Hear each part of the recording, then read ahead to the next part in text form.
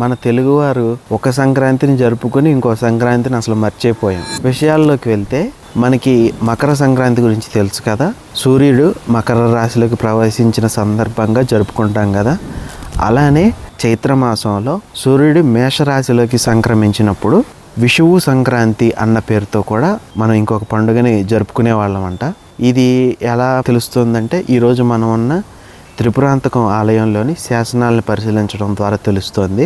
విచిత్రం ఏంటంటే ఇదే రోజుని మన పొరుగు రాష్ట్రాలైనటువంటి ఒరిస్సా, తమిళనాడు, కేరళ ఇలాంటి రాష్ట్రాల్లో వేరు పేర్లతో జరుపుకుంటున్నారు పండుగని. అంతేకాకుండా సుదూర దేశాలైనటువంటి లావోస్, మలేషియా, ఇండోనేషియా, మయన్మార్ ఇలాంటి దేశాల్లో కూడా ఈ రోజుని ఒక పండుగలా జరుపుకుంటున్నారు. ఈ శాసనం వేసి దాదాపుగా 800 సంవత్సరాలు అవుతోంది. ఆ రోజుల్లో ఈ పండుగ సందర్భంగా ఆలయాలకు కానీ లేదంటే ఏదన్నా ఊరికి కానీ మంచి చేస్తూ ప్రజలపైన పన్నులు ఎత్తివేయటమో లేదంటే ఏవైనా దానాలు చేయటమో చేసేవాళ్ళు. ఆ సందర్భంగా వేసిందే ఈ శాసనం కూడా.